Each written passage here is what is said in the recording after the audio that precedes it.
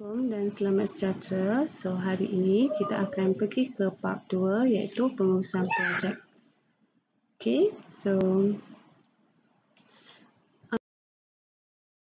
dalam topik pengurusan projek kita ada 7 sebenarnya subtopik. Yang pertama ialah definisi, yang kedua penjanaan idea reka bentuk, yang ketiga langkah pengurusan pelaksanaan projek, yang keempat merancang perancangan projek, yang kelima analisis perancangan projek dan jadual kerja, yang keenam menyediakan anggaran kos, dan yang ketujuh ialah kelebihan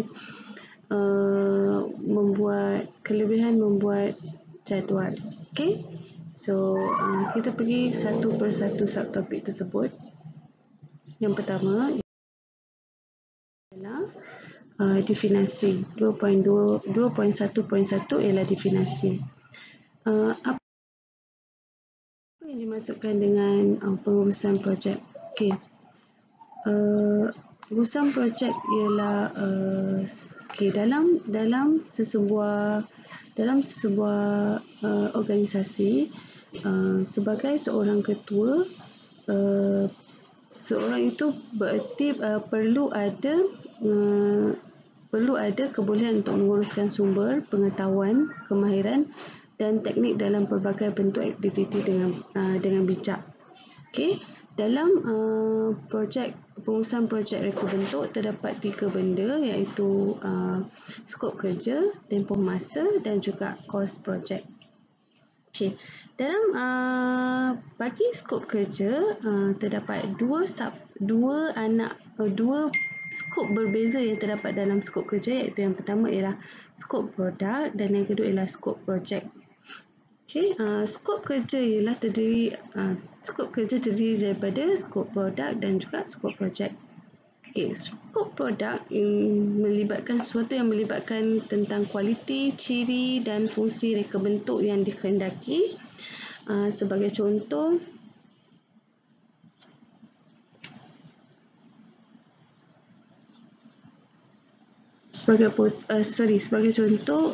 kalau kita nak keluarkan satu produk tu, contoh kita nak keluarkan produk beg.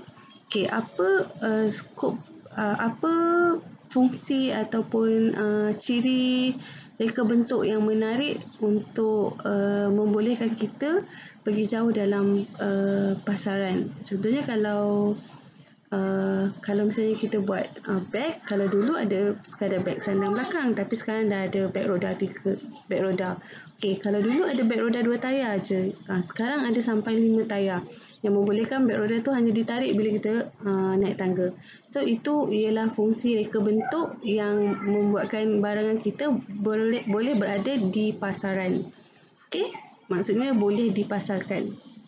Okey, skop projek pula melibatkan kepimpinan dan pengurusan terhadap masa, bahan, maklumat, ruang dan juga ahli kumpulan. Okey, sebagai contoh, tujuan untuk kita ini adalah bertujuan kenapa kita perlu buat kedua-dua skop ni. Okey, tujuan dia ialah untuk mencapai objek projek secara berkesan. Objektif projek secara berkesan. Okey, pengurus yang baik dapat mengawal sumber yang terhad secara cekap. Okey, dalam skop projek, sekiranya kita gagal untuk merancang penggunaan bahan kita, penggunaan masa dan juga ada ahli yang sleeping partner ataupun ahli yang tidak bekerja, so kita bukanlah seorang ketua yang baik sebab kita gagal untuk merancang kita punya perjalanan projek. Okey. Alright, dalam pengurusan projek juga ada tempoh masa. Tempoh masa ni ialah tempoh yang ditetapkan untuk menyempurnakan suatu projek. Okey, kita perlu ada timeline ataupun orang panggil timeline ataupun tempoh masa. Kita kena ada timeline. Okey, katakanlah kita nak buat satu beg. Okey, berapa masa yang kita perlukan untuk beg itu kita design. Kemudian bila dah design, okey, material berapa lama untuk dicari. Kemudian berapa lama nak jahit, berapa lama nak jahit zip pula. Okey, kemudian berapa lama marketing perlukan, bahagian pemasaran perlukan masa untuk memberi kesedaran kepada pelanggan tentang kewujudan produk kita. So itu ialah tempoh-tempoh masa ataupun timeline yang perlu dirancang oleh seorang ketua. Okey, seterusnya ialah cost project. Cost project ni adalah antara yang terpenting dalam pembuatan suatu produk baru. Kenapa? Kerana apabila cost project ni melebihi kos yang sepatutnya, kita akan susah untuk mendapat keuntungan yang besar. Okey, kalau kita tak boleh nak manage ataupun kalau kita tak boleh nak kawal kita punya kos, projek kita tu tidak akan memberi keuntungan yang besar kepada kita. Okey, so cost projek ni melibatkan peruntukan keuangan bagi menjayakan suatu projek. Right? Seterusnya, okey, pengurusan projek reka bentuk ni ada 5 benda yang kita perlu tahu. Yang pertama, mengawal pelaksanaan. Yang kedua, mengawal selia sumber yang terhad. Yang ketiga, menentukan bilangan produk. Yang keempat, merancang aktiviti projek. Dan yang kelima ialah menyediakan pelan atau lukisan reka bentuk produk. Okey. Seterusnya, bab 2.1.2, mencana idea reka bentuk untuk menyelesaikan masalah. Okey. Macam mana kita nak cari ataupun jana idea baru supaya kita punya produk tu tak sama seperti produk yang sedia ada? Kenapa kita tak nak produk kita sama dengan produk sedia ada? Sebab, katakanlah kita adalah produk baru. Orang akan terfikir, kenapa aku nak beli dengan dia? Kenapa saya nak beli dengan produk dia sedangkan produk dia baru? Padahal produk si A ni produk yang dah lama dan well known ataupun dikenali, dah ada nama lah. Jadi kenapa saya tak pergi ke produk A? Kenapa saya nak beli produk B yang baru? Okay, so tapi bila kita buat suatu produk dan kita datang dengan idea baru atau idea yang lebih baik, ditambah baik, so orang akan kata, okay, kenapa kita nak cuba produk A lagi sedangkan kita dah ada satu produk yang lebih baik daripada produk A, produk yang lebih bagus daripada produk A. Macam itulah. Okay. Alright. So ada banyak cara untuk kita mengenal pasti masalah. Kenapa? Supaya bila kita dapat kenal pasti masalah daripada pelanggan ataupun daripada orang pembeli, so kita tahu apa produk baru yang kita boleh hasilkan. Okay, so antara cara untuk mengenal pasti masalah tu, yang pertama ialah melalui pembacaan. Okay, so kita baca, kita boleh tahu, okay, orang ni suka macam ni. Segmen ni ataupun orang kawasan macam ni tak suka ni. Okay. So yang kedua ialah melalui pengalaman. Yang ketiga, melalui pemerhatian. So kita pandang, kita duduk kat satu site. Katalah kita duduk kat mall tu, tengok, okay, kenapa pelanggan ni pilih baju jenama B? Kenapa tak pilih baju jenama A? Which is jenama B tu ialah jenama kita lah. Kenapa tak pilih baju kita? Oh, baju jenama B ni adalah buci cantik. Ataupun baju jenama B ni in trend. Macam tu. So kita kena tengok. Itu ialah cara mengenal pasti masalah melalui pemerhatian. Kita perhatikan apa kehendak pelanggan. Okey, yang keempat melalui uji kaji ataupun kajian. Kita buat kajian baru. Okey, contoh kajian ni macam katalah susu. Okey, susu. Kenapa orang Malaysia tak suka minum susu plain? Susu tu lah. Okey, so kita pun campurlah susu dengan banana. Jadilah banana milk. So orang nak minum. Itu kajian. Okay. Tapi sebelum kita keluarkan tu, kita tengok adakah susu campur dengan pisang ni akan menyebabkan kematian ke, akan menyebabkan penyakit-penyakit ke apa ke. So kita kena kaji. Bila kita keluar dengan produk baru, kita kena buat uji kaji ataupun kajian. Right, lepas kita dah buat uji kaji tu, kita pun pergilah bagi orang try. Okay. Masa kita bagi orang try dan orang cuba, orang bagi komen, itu ialah kajian. Hasil yang kita dapat daripada kajian yang kita dah buat melalui uji kaji tadi. Okay, boleh faham? Alright, yang terakhir ialah melalui rungutan. Orang A dia cakap, alah, tak sukalah beli baju P tu sebab baju P tu senang tertetas. Jahitan dia tak cantik. Jadi orang tak akan beli barang B sebab dia dah dengar benda macam tu. Jadi kita sebagai kita sebagai pengeluar, kita kena tambah baik jahitan baju. Macam tu. Okay, so kita pergi ke yang seterusnya. cara untuk menjana idea reka bentuk untuk selesaikan masalah-masalah tadi. Okay, kita dah tengok dah ada beberapa masalah. Okay, sekarang ni kita nak tengok macam mana kita boleh selesaikan masalah tersebut.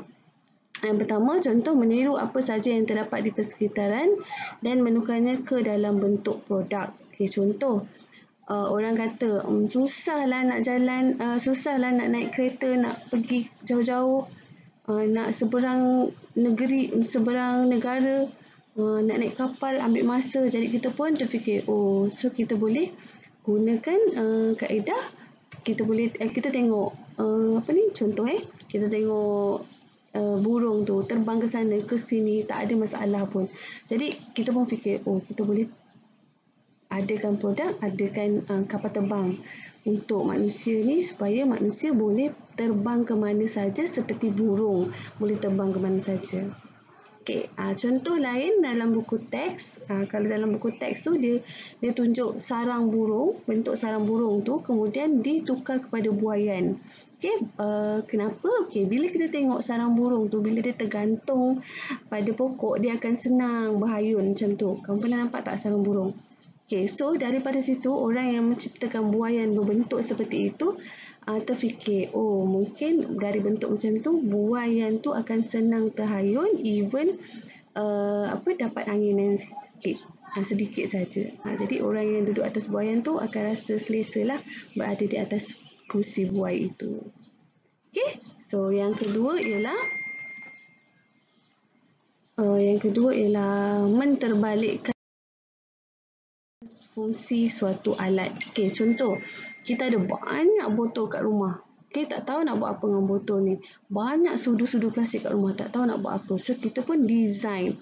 Kita bina dia, jadikan dia produk lain. Itu yang kita namakan dia menterbalikkan fungsi.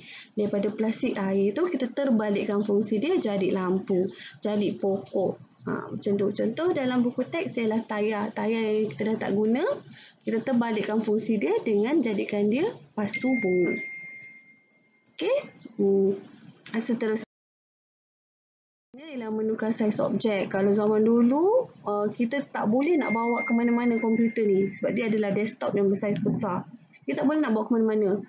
Kita paksa ada power supply, kena ada keyboard, lepas tu nak bawa dia punya monitor, kena bawa dia punya CPU sekali, kena bawa dia punya motherboard, semua kena bawa benda tu. Jadi orang yang bijak pandai yang mencipta ni pun terfikir untuk mengecilkan saiz komputer tu. Jadi maka dengan itu terjadilah notebook, tablet, handphone. Dari handphone pun sama. Kalau dulu kamu tengok handphone yang dulu tu besar sangat. Okay, kalau telefon zaman 1970s atau 1980s tu, telefon tu boleh buat balik anjing, orang kata. Memang saiz besar. Okay, masa saya kecil, saya tak pernah lah jumpa dengan telefon tu. Tapi masa saya kecil, saya berpeluang untuk ada botol air bentuk telefon sama sebiji saiz macam telefon bimbit orang.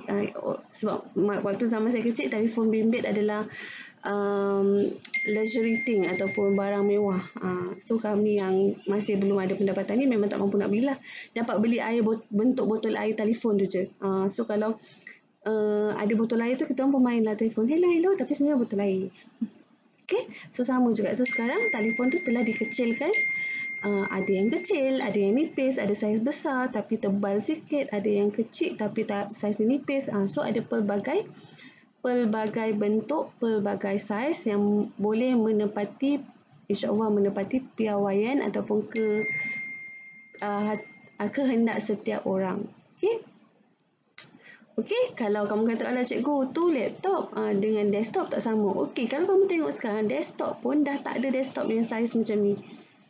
Dah tak ada desktop saiz macam ni. Okey, desktop saya kat rumah, saiznya sangat nipis. Dia sekali datang dengan CPU. Dia ni dengan ni dibuat sekali. Okey, CPU dan monitor buat sekali. So, kalau saya nak bergerak dengan monitor saya saja pun tak apa, sebab dalam monitor saya tu dah ada CPU. So saya cuma bawa monitor, mouse dengan keyboard. Macam tu. Okey, kalau nak bawa pergi betul, kalau dulu saya kena angkut semua ni. Sebab saya antara orang yang berpeluang menggunakan desktop yang besar ni. Saya kena angkut semua ni kalau nak bawa betul. Tapi sekarang saya hanya bawa satu keping monitor tu je. Sebab dalam dia dah ada CPU, mouse dengan keyboard. Biasanya kedai akan cakap tak apa dia guna dia punya. So saya bawa monitor tu je, memudahkan pergerakan kita. Okey, so itu yang saya kata dia dah menukar, zaman sekarang kita dah menukar saiz suatu objek. Okay, kalau dalam buku teks ialah gambar bendera, betul? Satu bendera besar, satu lagi bendera kecil yang kamu selalu bawa bila kita nak sambut Merdeka, nak sambut 31 Oktober, 31 Ogos. Okay, so maksud tu kan kita akan buat lambaian tu kan saiz kecil, bukannya yang dekat bendera tiang sekolah tu. Okay, so itu ialah menukar saiz objek. Okay, yang seterusnya, yang keempat menjadi idea yang keempat ialah menterbalikkan kedudukan. Okey, zaman sekarang tak banyak rumah yang mewah yang besar. Kebanyakan kita duduk dalam apartmen, kondo, flat, rumah yang high rise, rumah tinggi ke atas. So rumah-rumah ni ruang dia adalah kecil. So kita suka pada benda-benda yang multi purpose. Contoh macam sofa tidur. So siang kita jadikan sofa, kalau ada ramai orang kita boleh tarik dia untuk jadi katil. Contoh macam dalam gambar monitor yang saya, dalam skrin yang saya share ni ialah kerusi. Kerusi bangkit tu, bila kita lipat dia jadi kerusi biasa. Ataupun satu lagi yang warna putih tu, tangga, bila kita lipat dia jadi kerusi. So ianya sangat fleksibel lah. Okay, kalau dalam buku teks, jaket jeans yang bila kita terbalikkan dia boleh jadi baju hujan. Sangat membantu kepada para pemandu motosikal. Okay? Pergi office pakai jaket jeans. Hujan dah pula. Terbalikkan jaket jeans itu jadi baju hujan. Boleh faham? Tu yang kita namakan terbalikkan kedudukan. Okay. Seterusnya ialah langkah pengurusan pelaksanaan projek. Okey, untuk langkah pengurusan pelaksanaan projek ni, kita perlu tahu siapa pasukan projek tu. Okey, kalau misalnya kamu berada di sekolah, saya akan minta kamu untuk berada dalam satu kumpulan untuk kita bina satu pasukan projek. Pasukan ni kita akan biasanya saya akan tetap sehingga setiap projek lah, sehingga bab yang terakhir, dan sekiranya kumpulan tu tak ada masalah, so saya akan kekalkan orang yang sama. Okay, tapi disebabkan ini adalah PDPR yang di mana kamu buatnya di rumah, so kamu hanya perlu tahulah. Okay, dalam pasukan projek tu siapa yang perlu ada. Okay, pasukan projek ni merupakan sekumpulan ahli yang terlibat dalam kerja pembangunan projek. Maksudnya dia yang set up projek tu, set up produk tu. Okay, dia nak buat produk apa, berapa bahan yang diperlukan, apa kos yang diperlukan, berapa pengeluaran nak buat. Okay, ahli kumpulan ni terdiri daripada orang di dalam organisasi dan juga orang di luar organisasi. Apa maksud dia? Yang pertama, contoh, katalah pengurus keuangan, so dia adalah orang dalam organisasi. Okey, contoh yang kedua ialah pegawai pemasaran. Pegawai pemasaran ni nak beli barang, dia nak beli kain. Okey, dia akan berhubung dengan orang di luar organisasi. Orang di luar organisasi itu pun secara tak langsung akan menjadi ahli kumpulan projek kamu. Sebab kalau orang di luar sana tu yang lambat buat kerja, jadi akan efek pada pekerjaan ataupun perjalanan tempoh masa projek kamu. Boleh faham? Okay, yang tak nampak ni ialah mereka mempunyai kepakaran, pengetahuan dan juga kemampuan yang sesuai untuk jawatan mereka. Okay, seterusnya untuk organisasi projek sekolah ni yang saya cakap, kalau misalnya kamu di sekolah, kamu akan buat benda ni lah. Okay, contoh yang pertama, kamu akan ada jawatan pengurus projek. Okay, lepas tu ada pengurus projek ni biasanya ketua kumpulan. Lepas tu setiausaha. Setiausaha ni orang yang akan tulis setiap apa yang kamu plan ataupun kamu rancang. Yang ketiga, bendahari, orang yang akan kutip duit. Normally kita tak keluarkan duit pun sebab biasanya akan guna barang kita semula ataupun apa yang ada kat sekolah. Yang ketiga, mereka bentuk ataupun designer. Yang keempat ialah pembangunan mockup atau model. Okey, sebab untuk bab 2 ni, bab 1, 2, 3, kamu akan sediakan mockup model. So daripada grup projek sekolah ni, kamu akan diminta untuk buat satu mockup model. Okey, mockup model tu akan kamu buat daripada kotak ke apa-apa barang kita semula. Sebab tu kita tak mengeluarkan duit. Sebab saya minta kamu untuk hasilkan daripada barang kita semula.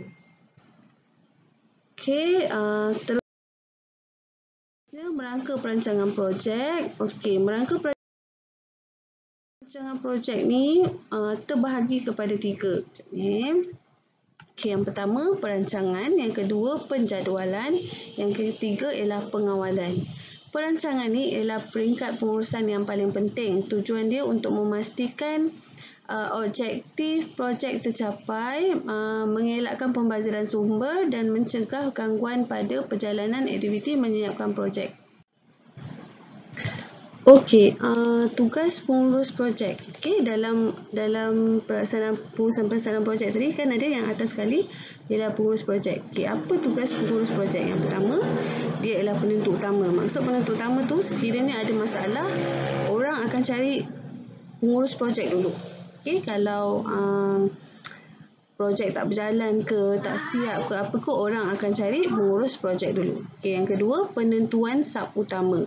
Okey, dia yang akan cari siapa orang yang kedua yang akan disoal. Okey. Lepas yang ketiga, pengelolaan aktiviti dan juga matris organisasi atau pasukan.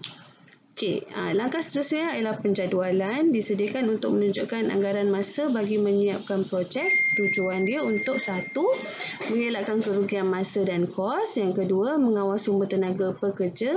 Yang ketiga, mengelakkan pembaziran. Dan yang keempat, mengurus bahan mentah secara sistematik. Okey, penjadual boleh dibuat menggunakan yang pertama, blok hubungan aktiviti melalui rangkaian, dan yang kedua catagan atau catabar. Okey. Kalau kamu tengok dalam buku teks, blok hubungan aktiviti melalui rangkaian ni kamu boleh jumpa pada muka surat 37.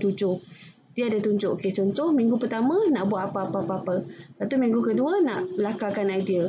Minggu ketiga nak buat model. Contoh macam tu. Minggu keempat barang jadi. Contoh. Okey, tapi kalau catagan ni dia adalah lebih terperinci. Dia ada satu jadual, lepas tu dia akan tunjuk. Okey, minggu berapa yang akan kamu buat benda tu. Minggu berapa akan buat. Macam tu lah. Okay, so kamu boleh terus pergi ke muka surat 37 untuk refer catagan dan juga blok hubungan aktiviti melalui rangkaian. Okey, langkah yang ketiga ialah pengawalan, iaitu dilakukan sepanjang proses menyiapkan projek, merangkumi pengawalan sumber kos. Okey, tujuan dia ialah supaya semua aktiviti dilakukan secara optimum. Semua aktiviti dapat disiapkan dalam masa yang ditetapkan. Sumber yang diperlukan dapat dikenal pasti. Perubahan dibuat sekiranya berlaku apa-apa masalah kepada projek. Okey? Alright, seterusnya analisis perancangan projek dan jadual kerja. Terdapat 6 benda yang kamu perlu tahu dalam merancang projek dan jadual kerja. Yang pertama, tentukan aktiviti jadual. Okey, apa maksud dia? Maksud dia skop kerja yang terlibat di dalam ditentukan mengikut struktur pecahan kerja. Okey, kita kena tentukan. Okey, orang A buat apa? Katalah A bendahari. Okey, bendahari buat apa? Kutip duit, serahkan duit kepada pembekal. Itu bendahari. Okey, lepas tu designer ataupun pereka bentuk. Okey, dia buat apa? Dia rangka bentuk, dia cari bahan, semua tu dia. Okey? Right, yang kedua, susunan aktiviti. Aktiviti disusun mengikut turutan agar tidak mengganggu perjalanan projek. So kita kena susun kita punya aktiviti supaya kita tak terlepas pandang tentang benda-benda penting. Contoh, kita nak buat beg. Okey, kita buat beg, kita jahit, lepas tu kita pasang zip, lepas tu kita nak pasang button. Okey, so mana dulu yang kita perlu buat supaya bila kita tak pasang jahit semua beg, tiba-tiba perasan, alamak, zip belum pasang. Kamu kena tentukan aktiviti-aktiviti tersebut. Okey, yang ketiga ialah anggaran sumber. Merangkumi keperluan sumber manusia, bahan dan peralatan. Okey, kat sini kita kena anggarkan berapa ramai kita nak guna, berapa ramai pekerja kita nak ambil. Okey, kat situ datangnya sumber manusia. Okey, selain daripada sumber manusia, bahan dan peralatan. Okey, katalah kita nak jahit beg tadi. Okey, berapa banyak mesin jahit kita perlu ada? Okey, berapa banyak zip kita perlu ada? Berapa meter kain kita perlu ada kalau guna beg kain lah. Okey, yang keempat, anggaran tempoh masa. Bergantung pada mudah atau kompleks sesuatu tugasan itu untuk diselesaikan. Okey, so kamu kena bagi masa untuk setiap aktiviti itu berdasarkan kepada dia tu adalah benda yang mudah atau benda yang kompleks. Okey, yang kelima, pembinaan jadual iaitu proses kerja yang akan dilakukan untuk menghasilkan produk disenaraikan di dalam jadual kerja. Right, yang keenam, tak nampak kat situ, tapi dia ialah anggaran kos dan penyediaan bajet. Melibatkan pengiraan kos yang diperlukan untuk melaksanakan projek yang dirancang. Okey, anggaran projek ni sangat penting supaya kamu tak terlebih belanja dan tak terkurang duit untuk bayar pembekal ke, ataupun kalau kamu dah ada projek betul lah, nak bayar pembekal ke, nak bayar electricity ke, utilities ke, supaya semua benda tu kamu dapat buat. So kamu dapat selesaikan. Jadinya tak adalah istilah kamu berhutang kepada orang. Okey? Right, yang seterusnya penyediaan anggaran kos. Okey, dalam penyediaan anggaran kos ada dua konsep ataupun kaedah. Yang pertama dengan kaedah unit atau kuantiti, dan yang kedua dengan menggunakan konsep SMART. Okey, kaedah unit ni kita anggarkan mengikut kuantiti. Katalah kita nak keluarkan 100 buah beg dan kita anggarkan satu beg tu dia punya modal dalam RM10. Jadi kita buatlah 10 darab 100. So kita perlukan modal sebanyak 1000. Modal sebanyak RM1000. Itu kita panggil sebagai anggaran unit plus slash quantity. Okey. Untuk kaedah ni dia cepat dan mudah tapi adalah sangat kurang tepat. Macam saya buatlah tadi. Okey, katakanlah RM10. Okey, katakanlah beg yang saya beli sebelum ni RM10. Saya buat dia dalam RM10. So, saya pun assume semua beg tu RM10. Tapi beg ni ada pelbagai design macam tu. Saya pula ada tambah-tambah. Kita takut memang dia mudah tapi dia punya harga tu tak tepat. Okey. Yang kaedah kedua ialah konsep SMART. SMART ni terdiri daripada S spesifik. Maksudnya dia spesifik tu maksudnya apa? Spesifik. Spesifik itu ialah penetapan tujuan. Maksudnya kita tetap dengan benda tu. Okey, katalah 10 je. Tak ada lebih-lebih, tak ada kurang-kurang. Okey, yang kedua measurable. Maksudnya M ialah measurable, boleh diukur. A attainable. Attainable ialah maksud projek itu boleh dilaksanakan. Maksudnya kita mampu untuk laksanakan dia. So attainable. R realistic. Dan T ialah time bound. Time bound ni maksudnya kita ada masa yang cukup untuk buat, untuk laksanakan projek tu. Okey, ini adalah contoh kaedah SMART dan juga kaedah unit dan kuantiti. Macam saya cakap tadi lah, kos sebuah meja RM35. So kita assume 15 buah meja, 15 dan 35, macam tu je. Jadi anggaran kos RM525. Okey, katakanlah paku tu bengkok, so kita nak tambah satu paku, kita dah kena ada kos tambahan tapi kita tak masukkan dalam tu. Contoh. Okey, yang sebelah ialah kaedah SMART. Kaedah SMART ni kita masuk semua kos bahan, kos upah, kos overhead. Kos overhead ialah kos utilities, kos utilities, elektrik, telefon, bil air, itu termasuk dalam kos overhead. Okey, jumlah kos modal ialah apabila kos bahan tambah kos upah tambah kos overhead. Okey, kos jualan ialah kos modal tambah dengan peratusan keuntungan. Okey, ini adalah formula yang kamu perlu hafal. Nanti bila kita naik sekolah, saya akan terangkan balik secara bentuk latihan supaya kamu nampak benda tu. Alright. Okey, subtopik yang terakhir, pembentukan kumpulan kerja berdasarkan tugas dan peranan. Okey, kenapa kita perlu bentuk kumpulan kerja? Okey, apa kelebihannya? Okey, kalau dari segi individu, akan kurang bebanan kerja. Lepas tu kita akan kongsi tanggungjawab sama-sama ahli kumpulan. Okey, lepas tu kita boleh milik tanggungjawab tu. Katakanlah kita terror menjahit. So kita boleh kuasai menjahit tu. Kita akan buat jahitan je lah. Macam tu. Lepas tu dapat pengaruhi ahli lain. Berkongsi pengiktirafan dan penghargaan. Bila kita berjaya, projek itu berjaya, boom, dapat untung besar, so kita share dengan orang lain. Okay, berkongsi pengalaman dan pengetahuan. Katalah kita jahit. Orang ni tak berapa tahu jahit tapi dia terpaksa jahit. So kita ajar dia, okay, kau jahit macam ni. Dia akan jadi lebih mudah. So dari situ kita kongsi pengalaman. Okay, kalau dari kelebihan dari pasukan pula memperolehi hasil yang optimum, bila kita buat sama-sama kita akan buat lebih banyak. Okay, lepas tu kemesraan sesama ahli kumpulan. Yang ketiga, komunikasi secara terbuka. Keempat, penglibatan menyeluruh.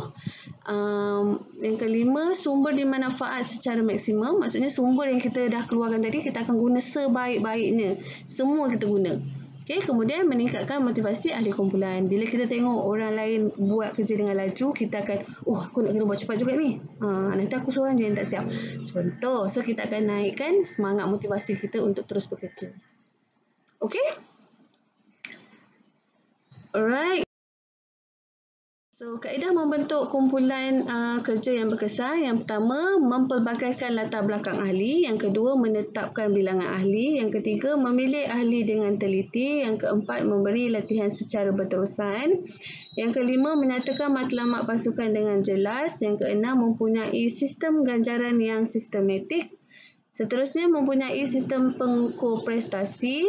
Yang seterusnya menggalakkan penglibatan ahli dan terakhir melakukan aktiviti pembentukan pasukan. Alright, itu ialah kaedah membentuk kumpulan yang berkesan.